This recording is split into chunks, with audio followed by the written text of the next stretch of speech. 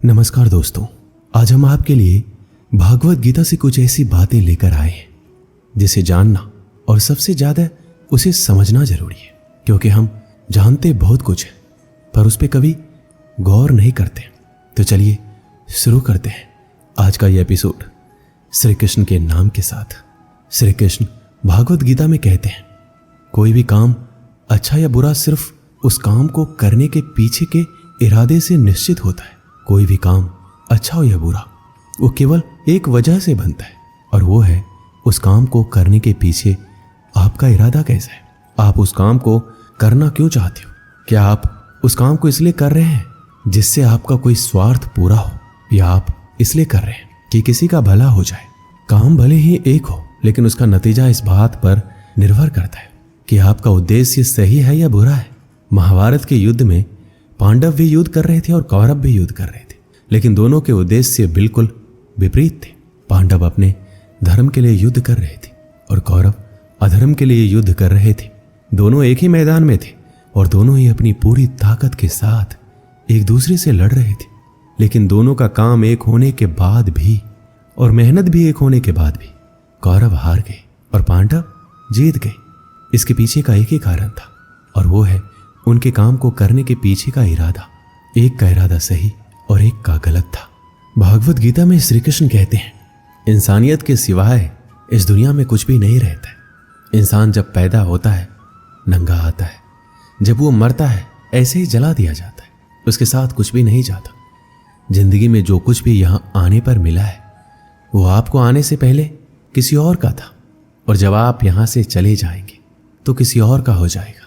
जो पैसे आज आपके पास है, जो नाम आज आपके पास है, जिस पोजीशन पर आप आज हैं, उससे पहले उस पोजीशन पे कोई और था। आज भले ही आप हो, लेकिन कल कोई और आपसे वो छीन लेगा। यही सृष्टि का नियम है और यही भागवत गीता की सबसे बड़ी सीख है, जो हर एक पृथ्वीवासी को समझनी चाहिए। तो अगर बदलाव इस दुनिया का नियम है, तो ऐसी कौन सी चीज है जो हमेशा रहती है, जो हमारे मरने के बाद भी इस दुनिया में रहेगी? वो चीज है इंसानियत। सबसे पहले एक अच्छा इंसान बनिए, और हर एक मनुष्य उस परमात्मा का अंश है, जो हमारे सीधे तार उस परमात्मा से जुड़े हुए हैं। जो हमारी आत्मा कभी गलत नहीं हो सकती, पर हम शरीर के सुखों के लिए गलत कर्मों को करने में लग जाते हैं और उनका नतीजा भी गलत होता है। आज हमारे पास जो कुछ भी है, चाहे हमारा प्यार हो या रिश्ता हो या पैसा या नाम, एक दिन हमसे छिन जाएगा, दूर चला जाएगा। यही सृष्टि का नियम है। जो कल किसी और का था वो आज आपका है, लेकिन जो आज आपका है वो आने वाले दिनों के बाद किसी और का हो जाएगा।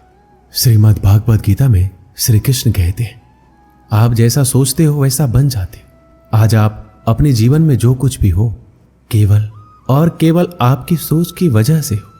आज कोई भी इंसान अगर किसी लेवल पे है, चाहे वो लेवल ऊपर हो या नीचे, वो सिर्फ उस इंसान की सोच की वजह से है। अगर एक भिखारी भी अमीर बनना चाहे तो बन सकता है। दुनिया में कोई ऐसी ताकत नहीं है जो उसे अमीर बनने से रोक सके। श्री कृष्ण कहते हैं, सच्चाई और अच्छाई को कभी हराया नहीं जा सकता, ना कभी छुपाया जा सकता है। इसलिए सच कहने और अच्छे कामों को करने से कभी मत डरिए। सच्चाई और सूरज को ज्यादा देर तक छिपाया नहीं जा सकता। एक वक्त आने पर इनको दुनिया के सामने आना ही पड़ता है। आप उनको सामने आने से नहीं रोक सकते। इसलिए अगर आज आप कोई ऐसा काम कर रहे हैं जो गलत है और जिसमें झूठ है, तो आपको उस काम को तत्काल ही छोड़ देना चाहिए, क्योंकि किसी ना किसी दिन आपकी सच्चाई इस दुनिया के सामने जरूर आएगी।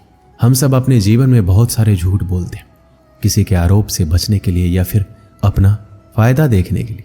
भागवत गीता में ये कहा गया है, अगर आप कोई ऐसा सच बोलते हैं जिससे किसी मासूम के साथ अन्याय होता हो, तो वह बोला गया सच अच्छा नहीं होता है। और अगर आप ऐसा असत्य बोलते हो जिससे किसी का भला होता है पर किसी का नुकसान भी नहीं होता है, तो बोला गया असत्य भी बुरा नहीं होता। इसमें महत्वपूर्ण बात यह है कि किसी के साथ अन्याय नहीं होना चाहिए। इस सत्य, असत्य और असत्य सत्य को समझना बहुत ही बारीकी का काम है। इसलिए अपने विवेक से 2 बार सोचने के बाद ही निर्णय लें कि आपको क्या बोलना चाहिए और क्या नहीं। भागवत गीता में श्री कृष्ण कहते हैं, हमें सिर्फ कर्म करने का अधिकार है, फल के बारे में ना सोचें। आपको काम करने की तो छूट है, लेकिन अपने आपके उस काम में होने वाली जीत और हार में खुद को बांध करके नहीं रखना चाहिए। ये एकमात्र ऐसी चीज है जो अगर इंसान समझ ले तो उसका 100% दुख समाप्त हो सकता है और वो बिना किसी परेशानी के मेहनत कर सकता है। ऐसी कोई मंजिल नहीं रह जाएगी इस दुनिया में जिसे वो हासिल ना कर सके।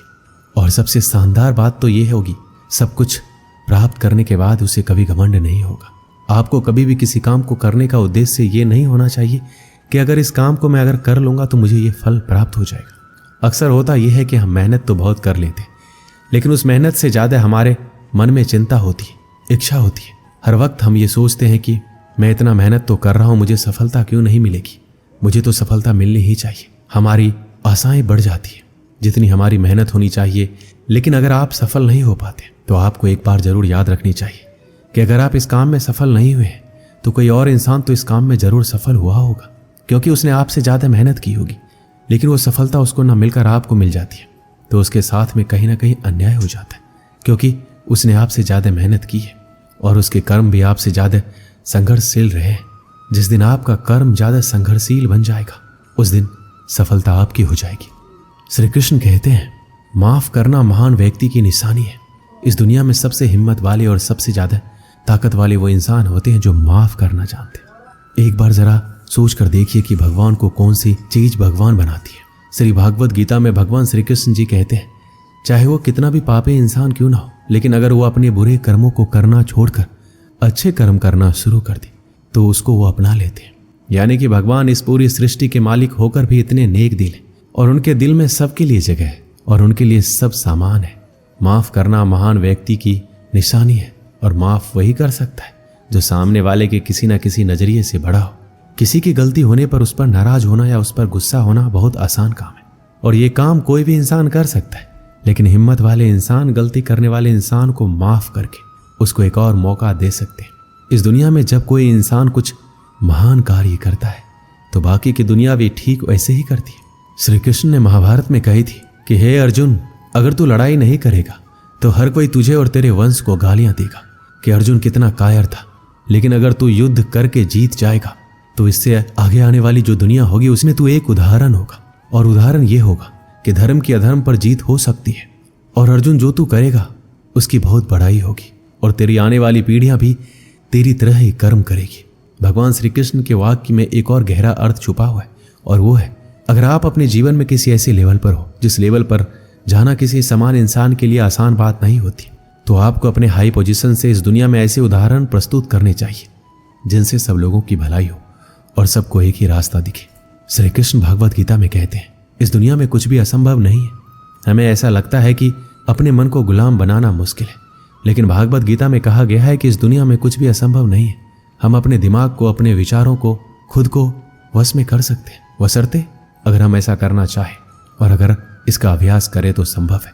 जब श्री कृष्ण अर्जुन से कहते हैं, हे अर्जुन, तुझे अपने मन को काबू में रखकर अभी केवल और केवल अपने युद्ध पर ध्यान देना चाहिए, तो उसके बाद अर्जुन श्री कृष्ण से कहते हैं, हे भगवान, आपने ये कह तो दिया कि ये मन दुख और हर बीमारी की जड़ है, पर ऐसा तो हो ही नहीं सकता कि इंसान अपने मन को पूरी तरह से अपने काबू में कर ले। फिर ऐसा कौन सा तरीका है जिससे अपने मन को काबू में कर सकते हैं? इस प्रश्न पर भगवान श्री कृष्ण जवाब देते हुए कहते हैं कि दुनिया में कोई ऐसा काम नहीं है जिसको कोई इंसान नहीं कर सके। प्रयास से हर काम सफल बनाया जा सकता है। अगर कोई किसी पहाड़ को फतह करना चाहता है, अगर वो एक बार में ऐसा नहीं कर सकता तो उसे अपनी कोशिश जारी रखनी चाहिए। अगर आप किसी काम को करने में फेल हो रहे हैं, अगर आपको उस काम में सफलता हासिल करनी है, तो आपको अपनी असफलता होने की दर बढ़ानी होगी। आपको केवल इस बात पे ध्यान रखना है, अगर मुझे इस पहाड़ पर चढ़ना है तो मुझे सिर्फ चढ़ना है। आपको इस बात से मतलब नहीं रखना है कि आप 100 बार प्रयास करें या फिर 1000 बार। आपको चढ़ना है, मतलब चढ़ना है। भगवान श्री कृष्ण कहते हैं कि अभ्यास से सब कुछ संभव है, चाहे वो काम हो या मन को काबू में करना। दोस्तों, इस वीडियो में बस जय श्री कृष्ण।